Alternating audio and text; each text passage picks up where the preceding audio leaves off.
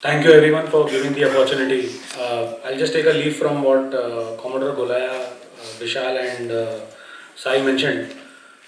Specifically, Vishal mentioning confirmed demand signaling. So let me explain the impact of when demand signaling is not there, what happens.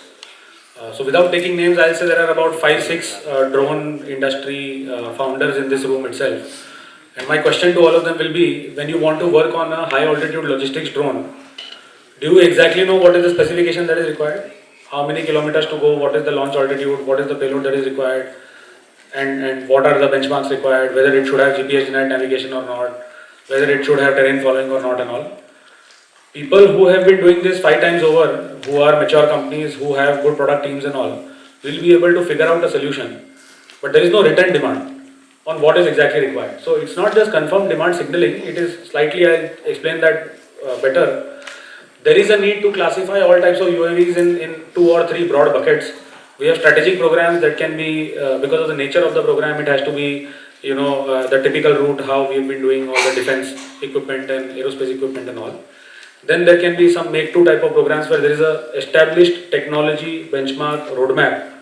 Things like, for logistics drones, there is a clear-cut group of people who come together and say, for next 2 years, what we want is 50 kg payload carrying capacity drone that should at least have the capability to launch from this altitude, go up to this altitude, roughly have range of this.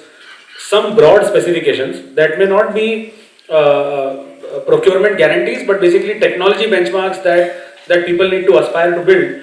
And the only way it should be mandated is that if a company breaches this aspirational technology benchmark, which is set by the user group, then the user should not demand anything less, because there is no incentive for anyone to then do R&D, build a product that actually breaks that benchmark. When finally after that one specific company has broken that benchmark, finally the user comes and says, no, by the way, I still need to downsize my requirement because I still need 2 bidders or 3 bidders and all of that. I mean, the point is very simple. If there are more than 500 drone companies in the country, if all of them want to work on logistics drones, and I'm saying logistics drone just as an example, there is no written document, including TPCR, which people keep alluding to multiple times, that all defense procurement is planned, something or the other is mentioned in TPCR, which says that what logistics drone is required, whether it is required for high altitude in one theater or for medium planes in another theater, some broad based.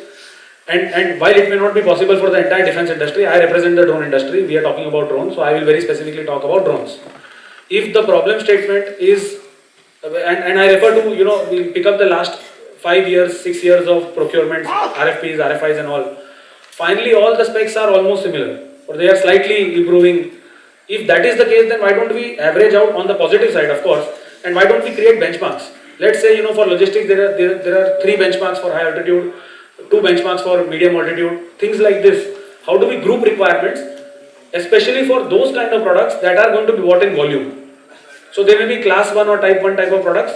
These are short range reconnaissance programs, related drones. So what is the police going to buy in large volumes? What is the infantry soldier going to have in his backpack, in his everyday sort of surveillance option and all that?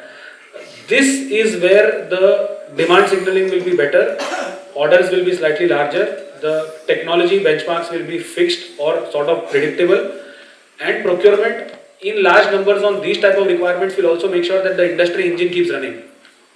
Otherwise, what is happening is, right now, some great minds came together and they say, let's say I want to buy a hybrid fixed wing VTOL UAV, and then they've put a specification.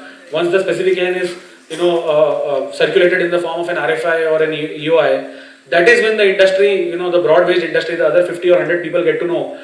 And the only thing that they're doing is running from tender to tender or EOI to EOI.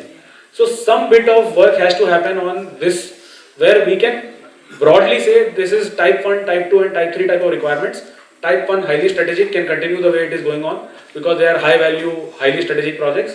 Type 2 could be something that is being built in the make 2 or make 1 category. And type 3 would be standardized high volume bulk procurement, which will ensure that the industry engine keeps running. So this is going to make sure that industry knows what I need to build.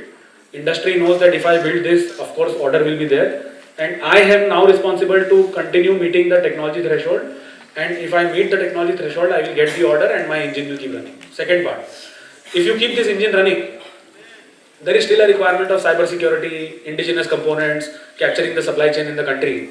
What do you do for that? Of course, till the time an incentive or a favoritism kind of mechanism, for the lack of a better word, I use this word, is not existing in the country, till that time we will not be able to go forward.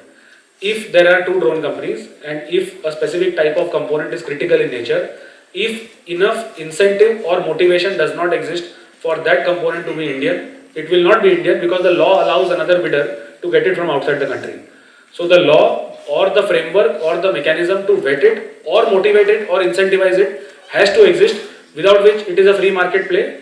It is legally allowed for a bidder to get a component from another country. So the only way to basically promote this is to get some incentive or some motivation. Why do I use the word incentive or motivation? Incentive means that I will in funding or in sales linked incentive give money directly in the hands of people who are making components. Motivation means that I will bring regular checks and balances such that for the drone to be procured, some components have to be Indian. And there is a very tangible, defined mechanism to verify whether it is Indian or not. All this should be pre-decided. This is the second part, which is the components. The third part, which is raw materials. You know, we kept hearing about alternate fuel for drones and certain materials that were being discussed by Ranjana ma'am on what is the high-end research happening in academia. And she mentioned a very interesting statement saying that academia does research, then goes to industry, and then industry takes it to market. Unfortunately, except for everything else, I disagree completely with this one sentence. User has to define what is the requirement, industry has to work towards it, and industry has to take support from academia to do primary research on it. If this is not the case, then academia will run left, right and center, keep doing research. It will have no calibration with what industry needs because industry only needs what is required by the user. Then we can have unlimited funding programs, and I don't mean that she was meaning everything like that, but I'm only alluding to that statement. Then otherwise we have unlimited funding programs where industry is doing some research. It is all good research, sincere research, but it has no value for the industry. Hence it is not getting under technology transfer with the industry because industry does not want it in the same form and fashion and user is not willing to pay for it. So everything finally, at least in the defense side, because the user group is a concentrated group and there is a single formation existing, has to be such that user has to define what is required, at least in some class of products, which is very clear. Based on that, industry will work towards it, based on which if it is a highly aspirational requirement and some blue ocean or green type of research is required, let's say some very highly aspirational research is required or some tangible research is required that can be done, industry will either do it themselves or take support from academia.